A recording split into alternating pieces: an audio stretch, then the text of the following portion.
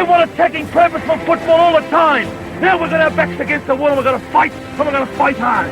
You've got to show me all the guts and all the determination you've got in your body. You've got to inspire me. A marvellous kick. That's as good as you'll ever see. And puts player back in front. I don't know about you guys, but if I see one bloke walking out of here, give the pat on the back from people out there for a good effort, I'll spew up. From inside the centre square, Boyd kicked the goal. Boyd kicked the goal from inside the centre. Hey Pack, welcome to Danny Boyd, a podcast about the most injured football club in the known universe. That is the Footscray Football Club, Proprietary Limited. They trade as Western Bulldogs, and I'm Danny McGinlay. Tom Boyd is with me. I've got to say, Boydy, I reckon this is the best time to have a crisis. We could be having a crisis of injuries around July, around August, September. We're getting it out of the way early. I think this is a genius move by Luke Beveridge, and I'm getting my premiership tattoo now. Can I say the water that this new high-performance manager is in is hot enough to make tea at the moment? Because there is not a worse scenario than joining the club as the new high-performance manager and then a bunch of senior and significant players getting significantly injured 2 weeks out from the season, and in particular when you get your captain and the number one ranked player in the AFL, Marcus Bont, who's never injured, to do a 6-week calf. Yeah. That is boiling water for the high performance. Do you reckon? Not to say it's all his fault or their fault or whoever it is, but I guarantee there is some very, very unhappy conversations coming from one Luke Beveridge to the medical team at the moment. As I recall, our old friend, our old president, Peter Gordon, used to say there would be some robust discussions happening. Well, it's one of those things where like high-performance managers can't win you a premiership, but they can fucking lose you one. Who was high-performance manager in 2016? Matt Innes, technically, I think. We sort of had a bit of an interesting model because we had the really trendy model of getting a really like high profile, high performance in Justin Cody when I first arrived. Okay. And that was like all the rage if you can think back to like the David Butterfant, who was the altitude man at Collingwood. Mate, this is very inside baseball. I mean, not even I have heard of David Butterfant. And you know how much of a footy nuffy. It's not inside baseball because they were talking about it in the media all day, every day, forever. They were not. Collingwood used to... Excuse me, Daniel. Collingwood used to go there. Remember they used to go to Colorado and do all those trips. I remember that. But they weren't listing off names, Thomas. I guarantee that a large portion of the football public knows who David Butterfant is. All right, come on. All right. Hey, listeners, settle a bet. Who's heard of David Butterfant? Hit us up on socials, or you can tell us at the live show. It was also, yeah, that's a great plug. I'll tell you all about how good high-performance managers with really high profiles are and how well they get along with coaches at the live show on Saturday, because there are some stories there.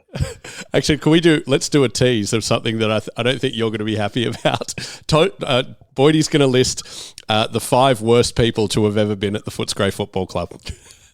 At the live show. Yeah, with pseudonyms. Position descriptions. Do you know, if we plug that, then we're going to sell like 100 tickets just with news.com journalists. Yeah, Daily Mail. Yeah.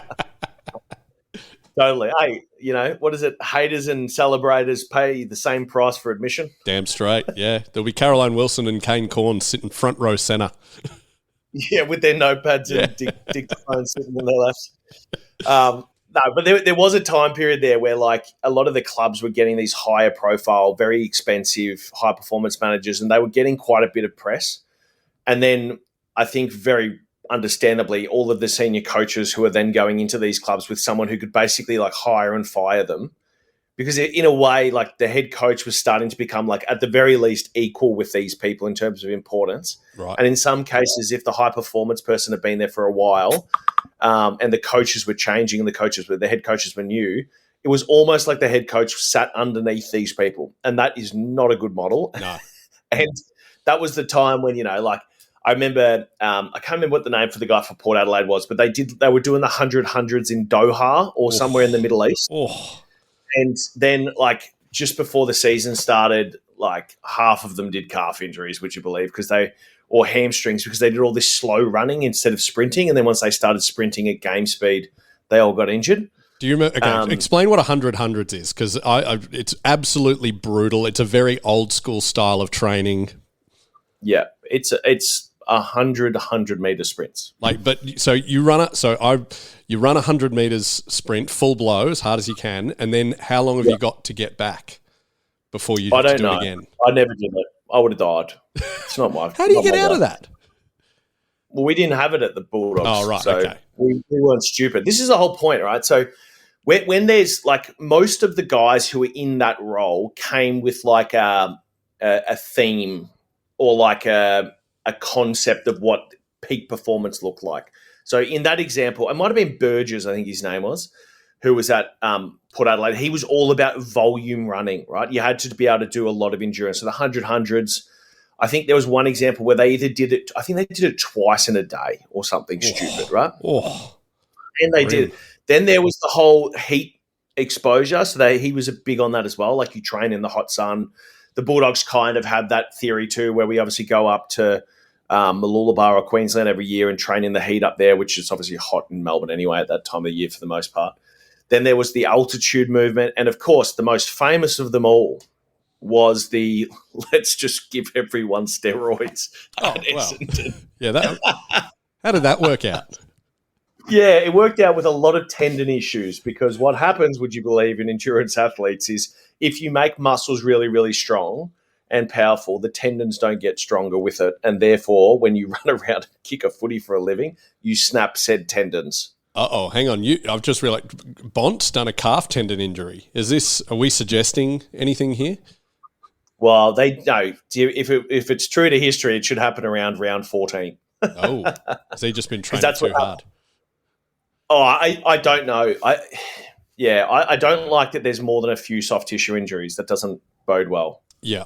To all different types of athletes, because obviously Treloar's got one, Bont's got one, and Ed Richards all have, and JJ as well. But JJ's obviously been prone to them in the past. Yeah, he's mad for them. Or at least the first three, they're completely different athletes. Which, are they? What? Me, that sounds like a conditioning thing to me. Okay. Right? What do you mean they're completely different athletes? They're all Australian rules footballers. Yeah, but Ed's fast. Treloar's like a tractor. And Bont's 6'5" and plays midfield. They're completely different in the way that their roles are. Okay, so is Adam Treloar and Marcus Bontempelli the same athlete in your mind? They play the same role, so to my muggle brain, yes, this is like saying, McGonagall and Dumbledore are very different witches and wizards. That's like saying that Gary Ablett Jr. and Lance Whitnell were the same athlete because they both played in the middle of the ground. Whitnell was a forward. Whitnell played through the middle as well. Did he? Oh, you're showing your Carlton days now. Yeah, well, I can't remember that many good players from back then, to be honest. Glenn Manton. We saw on down the south end of the ladder, if you know what I mean. Oh, yes. It was glorious. Oh, well, at least Richmond's down there now. It is good. Time. Yeah, how's your mate Gloston coping with that? He's without saying things that I shouldn't, let's say that he is aware of the current reality. Very good. Very good. Well, I mean, that's what happens. But I do have a hilarious story for you. So I've just come from a meeting, right? This happened an hour ago, 10:30 meeting too, so 2 hours ago. And I've got to crook back at the moment. So these guys wanted to catch up with me to talk about some of the speaking work that I do. And I said to them, I sent them a text just before, and I said, hey, guys, I've got to crook back. Do you mind if we just grab a coffee and just do a walking meeting rather than sitting down at the cafe, because I've been in heaps of pain.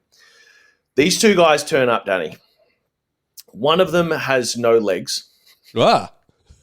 And the other one is blind. And you've requested a walking meeting. Oh, my God. Why don't you just say, let's go to the movies? I don't know. Man, it was so funny. Anyway, they're great guys. Legless and Blind is literally the name of their duo. No, it's not. That's brilliant. It's so good. Why are they booking you? Sounds like they're a comedy agency. I'll perform for them. I know. So, yeah, these two guys had horrible things. Like, one of them had a headache at 16 and lost 98% of his eyesight overnight. Holy crap. Right? Like, just terrible story. But this is obviously 15 years ago, and they're trying to make something really positive about it. And we were walking, and, dude, he's pretty good for 2% eyesight and getting around. Yeah. And I said that to him. I said, mate, you manage well. He goes, yeah, well, that's right. I do until I don't. And then people go, oh, you really can't see. He's spotting and there was raccoons. a couple of moments where low-hanging trees and the like were of an issue. And then the other one had, I think he had meningitis or something on a when he was 18 at an end-of-year footy trip in Tasmania. So he goes back down to Tassie to do some work, and he goes, Tassie will always have a significant piece of me, or two, because that's where he lost his leg. Jeez. In hospital down there. So anyway, I mean, obviously terrible, terrible stories. They're turning it into something very good. But I thought it was quite hilarious that I've decided, because I've got a stiff back, that we should do a walking meeting. Mate, that's where the Curb Your Enthusiasm music just kicks in. Yeah, totally. This is like an SNL skit or something like that. Oh, mate. And they literally said to me, they said, did you realise that a blind guy and a guy with no legs was turning up to this meeting when you suggest the walk? I'm like, I didn't do any research, mate. I thought legless and blind, we were going to the pub. Yeah, you contacted me. I didn't realise that they were called legless and blind. And then he made a joke about it. And he's like, no, that's the name of our podcast. I'm like, you guys are awesome. That's exactly what I want to hear from people who've had a horrible life tragedy like that. They turned it into something good. That was my story. But we do have the live show this week. We do. And we are rapidly approaching the event itself. Yes, and if you haven't heard the last few weeks, we've got Adam Cooney, Rowan Smith, Shane Biggs, Paul DiMartina, some great Bulldog supporting comedians. We've got a musical guest. We've got some sweet merch that's only available at the live show, T-shirts. We've never done... we have done T-shirts before. We've got a new set of T-shirts. Boydy will be selling his book. I'll be selling those stubby holders. It's gonna be a brilliant day, and we're talking a 3-hour extravaganza. We're going to be watching some forgotten highlights of the Bulldogs, and probably finishing it all off with just a little revisit of a certain grand final from a few years back. Sounds absolutely phenomenal. What part of Saturday are you looking forward to most, Danny? Pretty easy for me. Really? Okay. Actually, I'm really excited to hear Adam Cooney's stories from the Dogs, because I reckon I've done a few sporties with him, and I've even done a tiny bit of radio where we've been booked at the same time, and I reckon he's a great broadcaster, brilliant storyteller, someone I've wanted on the pod for a long time. Yeah, I'm excited to hear Coon Dog.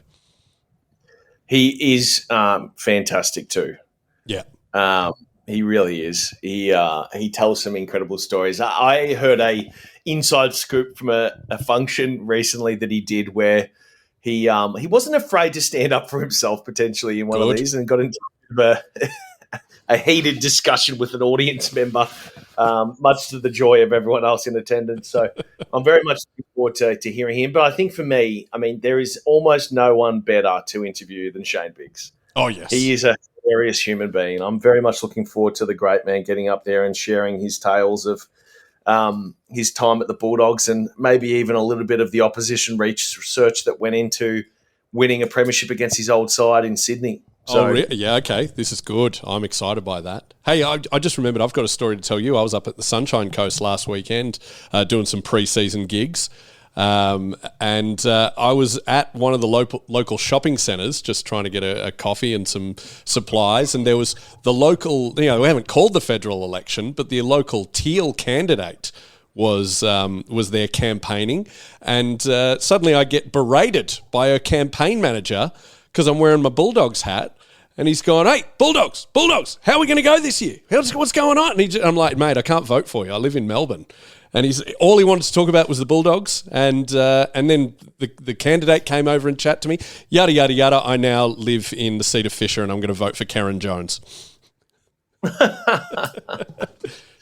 She was delightful. I don't know if we have any Sunshine Coast listeners, but she was delightful and was happy to support. Her dogs' policies were very good, so vote for her. I appreciate that. Honestly, it's a test of a good human being if they're Bulldog supporters. Though I'm sure we've had some bad ones over the years. That's got to be the case. Yeah, I remember seeing some racist things on social media, and the profile pic was our logo, and there's nothing that makes me angrier than that. What a disgrace to that. Wonder if we've got so there was this whole story that happened in the NFL a year ago where there was this super fan, right, who used to dress up in like a wolf's head for Kansas City or something like that. Okay. And he used to be in this big costume. Anyway, as the story goes, this guy used to travel around to all of the games across the country. And whilst he was there, he'd hold up banks and rob them. And supposedly, the way they identified him, I'm not 100% sure this is true, but let's not let the truth get in the way of a good story, is that he used the same mask that he wore at the game. Oh, no, come on, man. And then he was getting all this press, and then the coppers caught up with him, and they were like, mate, you've been robbing banks for the last 10 years. Oh, I thought we're it was in the hilarious. same thing. No, we must have some colourful characters. I don't know. Have you seen Chopper? You know, the Eric Banner.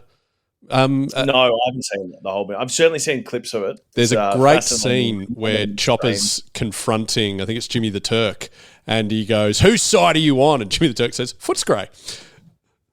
He's one of us. And of course, the film Romper Stomper, at the very end, Russell Crowe's playing Hando, the really racist, Nazi guy, and he's wearing a Footscray jumper. Dude, Russell Crowe has done a lot of different types of film and theatre over the years. Yeah. You forget because he's the owner of the Cronulla Sharks or whatever he is. Rabbitohs. Who is it? The Rabbitohs? Yeah. That he actually is like a theatre geek who's been on stage, singing and dancing since he was, That's my favourite thing to think of, that, Clint Eastwood, Arnold Schwarzenegger, Jean-Claude Van Damme were all there going, yeah, so Stanislavski has a great way of conveying characters through emotional need. Well, it's the thing that you like, because obviously in Hollywood, they try and sell you these pictures that, Brad Pitt's this big tough guy. But we all know, like, if you think back to the origins, he was doing the school play sort of thing. Absolutely. Right? And whatever misconception you have about or perception of what you have about the drama team at school, I don't remember them being the tough guys. Yes. And it's the same with heavy metal guitarists like Slash, Kirk Hammett from Metallica, Dimebag Darrell. They were the nerds just there doing scales and arpeggios on the guitar. And I'm sure a lot of them are like, schooled in like classical guitar and those, you know what I mean? They played in the school band where they actually had to play like, Beethoven or whatever else they were doing back then. Okay, we're getting very off target here. How are you talking to any? Are you talking to anyone at the club? Like, how bad is Bont? And when they say 6 weeks, is that 6 weeks from last Thursday, or are we talking he comes in at round 7? I typically think about it like it'll be 6-week injury, so it'll be backdated to when it happened. But typically, the weeks to me are like weekends. So how many weekends are you going to miss? If you know what I mean. So like, that'll mean probably round 5 or 6. Well, if we're going by that optimism, he's already missed one. We're not playing this weekend, so round 5 he's back. Yeah, I'd say that he'd probably push for that, but it all depend. I mean, calves are a real nasty one because you can redo them really easily. And, I don't love – see, my thing is I know that Bont's done everything they possibly could have done to prepare. Yeah. And that he has never really had any injuries that were significant enough. Like, when was the last time he missed 2 or 3 games in a row? I don't think he ever has any. 2022, remember he was a bit off at the start of the year? Yeah, but he didn't miss weeks. Maybe they just kept playing him through that when he was injured. Yeah. Maybe that was the whole narrative. Like, Bont's been playing injured all year. Yeah. Because he had a bad hip or something. Or he got a bad knock to his knee. Anyway, it doesn't matter. So, like, again, I'm not trying to throw this new high-performance person. I know that they came from Brighton Grammar, I think is where they were previously, running the sports program. It looks to me like a change in preparation would be my diagnosis, personally. I'm not saying I'm wrong. It's just what it looks like. Could it be we got the new surface at Whitten Oval? Could that be a factor? No. Why not? Because the injuries are different. They're like, it wouldn't be a service issue. No way. Because when Dockland Stadium opened, there was the car park right underneath, and everyone was getting ankle injuries because they were ultimately playing on cement with grass on top. Yeah, but when they built that's by means of a necessity that you need to put a car park underneath, right? They didn't put a car park at Winton Oval under the ground. I know that's not what you're saying, but they built that ground and they surfaced it from scratch to be as good as possible. Right, okay. Right? They stripped the whole thing. So if it's not good, then why did they spend probably $1 million resurfacing it? Well, I'm not, because stuff-ups happen. Yeah, not like that, I don't think. All right. I think almost certainly, I'm sure there's some bad luck in there, right? Like this is the hard part of being in the position of being a head physio or high performance, and that is that some of the stuff is out of your control. Yeah. But if you talk to most of them, what they'll say is that there's pretty consistent metrics around what injuries are preventable and what are not. And most of the injuries that I would diagnose, again, without knowing too much, seem like preventable ones to me. At this time of year in particular, you don't typically do all this stuff towards the end of preseason. Well, and I'm glad we didn't risk Bont. We took him out of the Hawthorn preseason match like almost immediately. Did you watch any of it? Man, I got to say, Dolan, your mate, he looks dominated, really good. Davidson fast. Is ready-made. Yeah, the doc. Well, we can't call him the doc. I guess for now we just call him Nurse. Do we call him the surgeon? I don't know. He's young. He kicked 4, didn't he? Did he kick 4? Hang on. I just know he was playing really well. I'm still working on the nickname. He was the nurse or the intern, the attending. I've seen enough scrubs to know that you really go through all these. McNeil kicked 4. Friend of the show, Lockie McNeil. Norton kicked 3. Darcy kicked 3. Davidson only kicked 1. He got 29 touches though. 29, beautiful, pretty bloody good. Yeah, I mean, well, we need some young players now. Oh, actually, there's 2 other bits we can talk about. I just remembered. Do you want to hear should we do the positive topic first or the negative topic? Negative. Get it out of the way. Okay. Did you see the articles that were floating around about Luke Beveridge, our coach, talking about the types of players that he wanted playing, and in turn sliding some of the players who had left the club?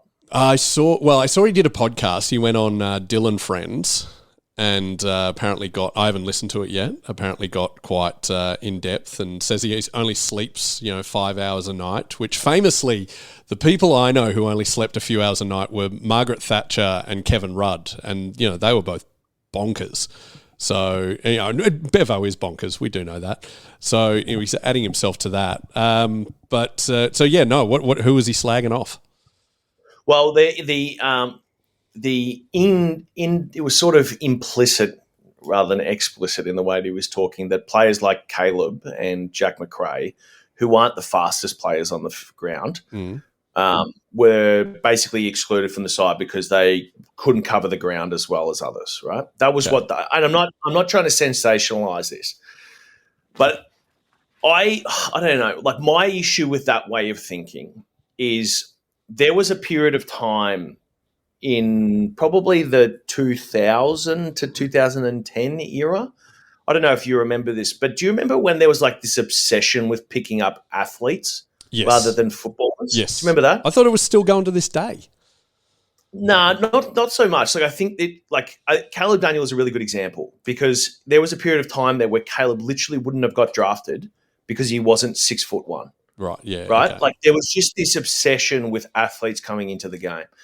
And I really, when I hear Bevo or when I read Bevo say stuff like that, and that there's like a specific characteristic that he's looking to put on the ground from an athletic point of view, I come back to this question, which is that there's a thing in football called preseason warriors, right? And there is a million examples that I can give you of players over the years who've won the running races and been super fit for preseason or lifted the heaviest in the gym. And when it comes to just playing football, house down. Turn the house down. And then it comes to round 1 and they don't get picked, or they get play and they don't get a kick, because, frankly, the game is not played by athletes as played by footballers. And you've got two of the most natural footballers that I've ever played with. I've literally have said before that I think Caleb Daniel might be the most talented footballer that I've ever played with. He's still limited by his size. Look, and obviously there's arguments. I mean, the Bont's incredible. Like, there's so many talented players. But, like, his ability to kick the ball, his hand-eye coordination, his agility, like, there's so many things that Caleb has going for him. Jack McRae I've played with since I was 15 or 16 years old, and I've never seen him play a game where he doesn't get the ball a lot. Yeah, yeah. It's an absolutely amazing skill that he has. So I don't think that I don't like when I hear coaches talk like that, because it gets away from the fact that fundamentally some players have the knack to just be great footballers, even if they're not athletically fitting the profile that you want. Mm-hmm. And I'm sure that Luke has a much more in-depth reason why those two players in particular didn't get to play much last year.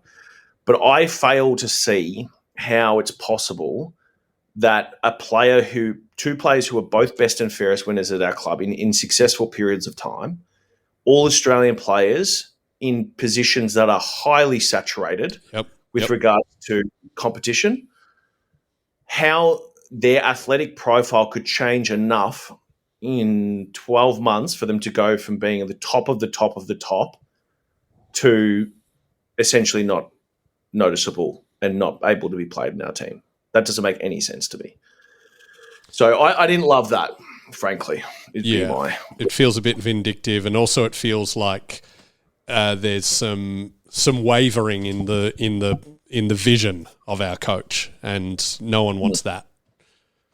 No, you want him to be active, not reactive. So, and look, here's the question, right? So, if I'm a player and a coach comes to me and says, "I am not selecting you because you don't fit the athletic profile," what are you going to do about that? Yeah, it's like it's like that Simpsons episode where Mr. Burns has got all those great baseball players to play for the company team, and he's telling one guy, you got to get rid of those sideburns. And in the end, he's shaved his whole head, and Burns is still going, I told you get rid of those sideburns. Yeah, it's like, it's like, oh yeah, you're not fast enough. Like, and this has happened with players in the past, right? Like, and it reeks of the game getting down to a completely impersonal level, and you're like trying to put Lego pieces, or you're trying to make a perfect puzzle, which AFL football is not a perfect puzzle. And there will always be places in the teams, if I was selecting them, which I'm not, obviously, for absolute natural footballers, because they just figure it out. And both of those two guys are about as natural a footballer as you can see and that I've ever played with. And I just feel like it's so binary that there's going to be so much lost, like we've already lost with so many great players in the last 10 years, because of this obsession with a specific notion of some description. And it frankly wasn't what he was like. It was not what Luke was like when we first arrived. He was so football focused and so focused on getting the most out of players from a footballing point of view that all of that other stuff really didn't come into it until a lot later on. What do you reckon changed? I don't know. I feel like it's like if you stare at something long enough, you start to like notice all of the imperfections. Like a 3D picture. Rather than the output, you know what I mean? Yeah. It's like that, like, I'm trying to think, there's an analogy that's escaping me at the moment, but yeah, if everything's, it's just not the right one. You can't see the forest for the trees. Yeah, pretty much. And if you've got a hammer, everything starts looking like a nail. I've never heard that. No, that's great. Yeah. It just depends what tool you're applying to, I don't know. It's sort of probably, it's like the quiet part out loud that we've all sort of known was going on, but now it sort of seems a bit more.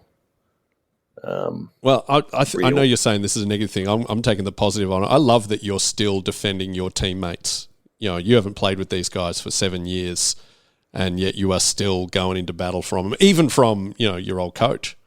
I think that just shows how close-knit that group was. Yeah, I just don't understand some stuff. And like this is coming obviously from a position where I would and have many, many times said that Luke Beveridge is the most important reason why we won a premiership, no doubt. Yeah. He changed the culture of that place in 3 weeks. It was amazing. It's never happened, not in any organisation, let alone a football club. But at the same time, like things obviously haven't been that way for a period of time now. And there has been a lot. And this is the thing, like I've said this again publicly 100 times. So if I've said this before, I apologise. I'm repeating myself. One of the biggest things that people don't understand about football clubs is that if you have dysfunction at the board level, then you will have dysfunction on the field. Right? People don't think those two things are remotely related, but they absolutely are. Because if you look at the clubs who have struggled over the years for consistency, you look at places like, you can still have a great board and consistency at the board level and still struggle on the field. Don't get me wrong. But it's really hard to not having consistency on the field if you have real volatility in the C-suite. So there's plenty of examples of this. St Kilda's an example of this. It's been this way for a long time. Carlton's been this way for a long time. North Melbourne's been this way for a long time. The new expansion clubs have had both of that in terms of volatility because they're trying to build a new board and all that sort of shit. Like there's a lot of examples I would say over the years that I've seen. And I think that the volatility that we've seen at our footy club at times is what the fans are feeling, what they're most frustrated about, which is like no one seems to be able to understand the thinking.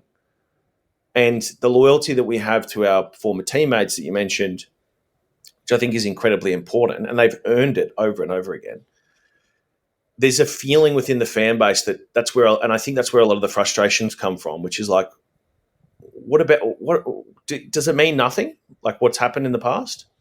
Or we're just going in a completely new direction and all of these credits that, guys like Jack and Caleb have built up don't mean anything anymore. I mean, that's just classic. You're sounding more like me now because, I want to keep every player forever as soon as they've pulled on a Bulldogs jumper. Especially the good ones, right?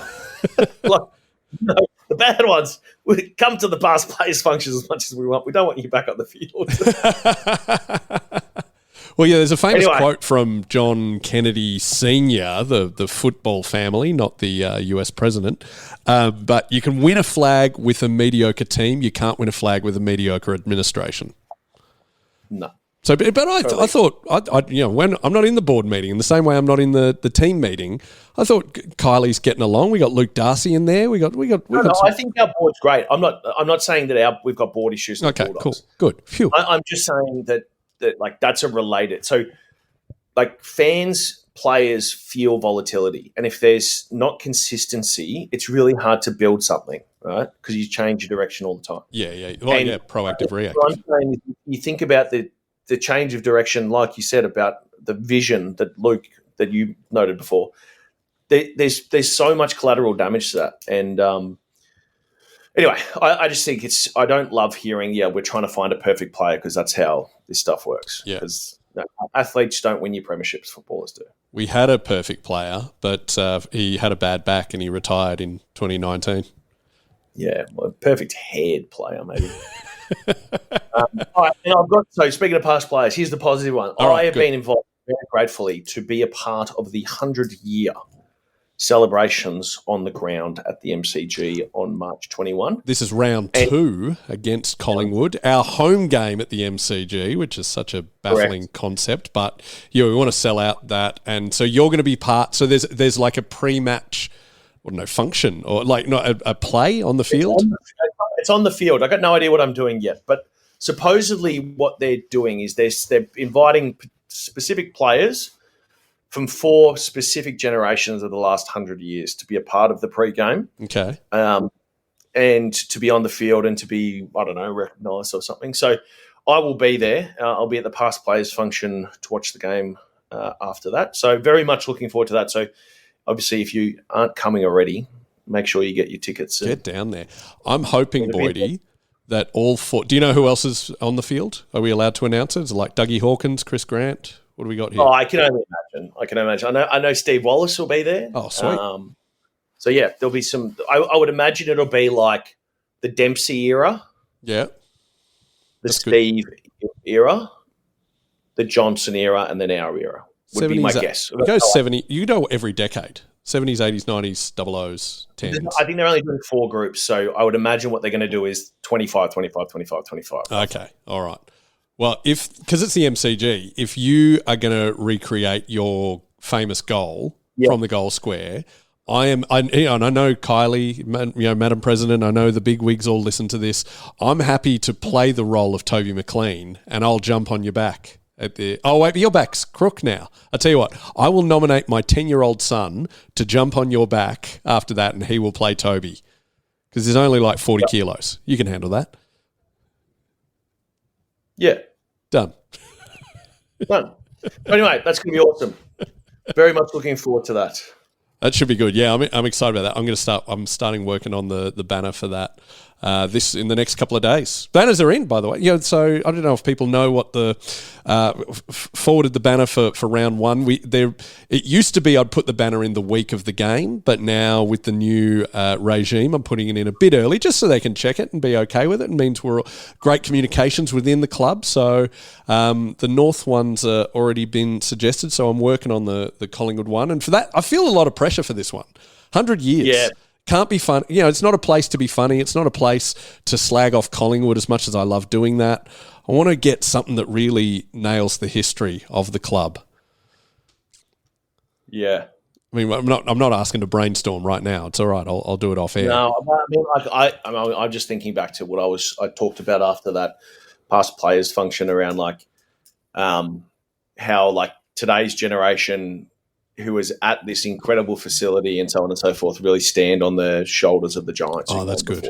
Yeah, you can't say giants though, but yeah, legends, whatever.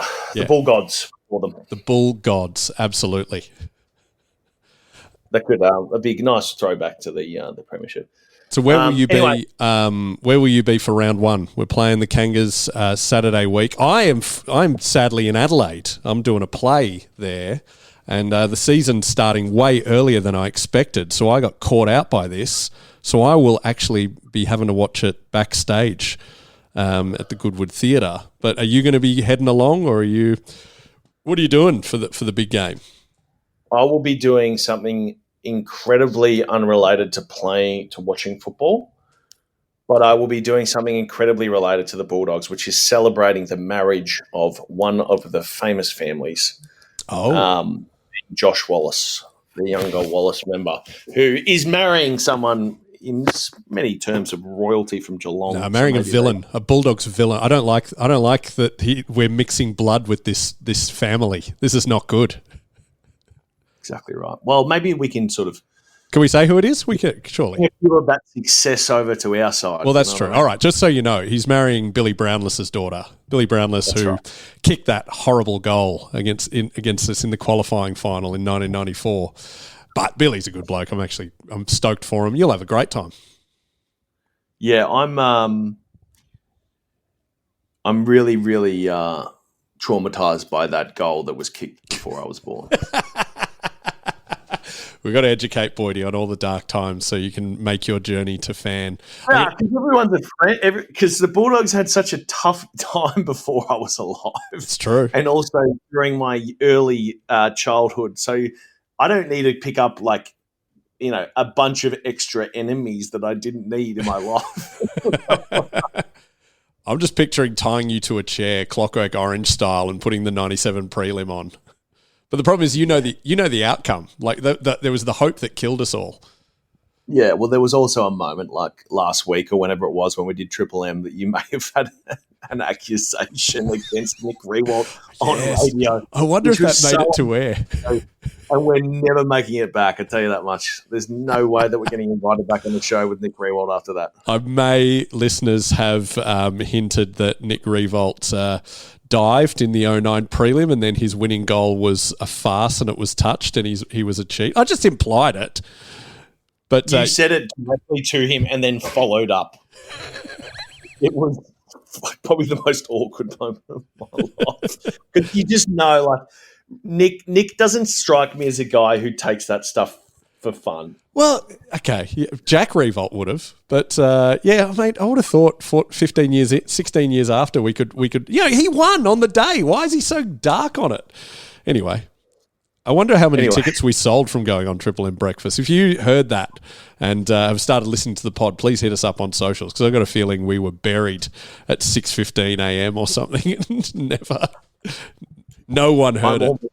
We're not exactly a headline act in that moment in time, are we? So anyway, mate, I cannot wait for Saturday. Yes, please come down if you're thinking about it. There are a few tickets left. It's going to be such an awesome day. The more tickets we sell, the more cash we can hand to our guests in an envelope. So if you want to help out Bubba Smith or Adam Cooney, Shane Biggs, Paul DiMartina, come on down. And we got some sweet merch. It's going to just be a great day, and it'll get you vibed up for the footy this year. What a way to start the year, by looking back to the historic players and moments of the past, setting us up for a great year ahead where hopefully we stop injuring all of our listeners. We'll see you there. Go Dogs.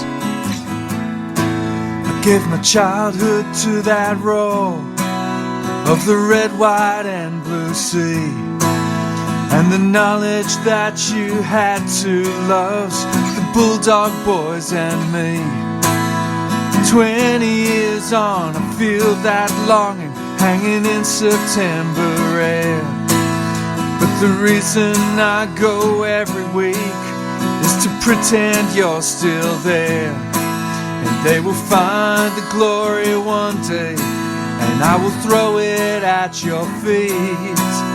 It's a long, long road they're running for you, the dogs of Footscray streets.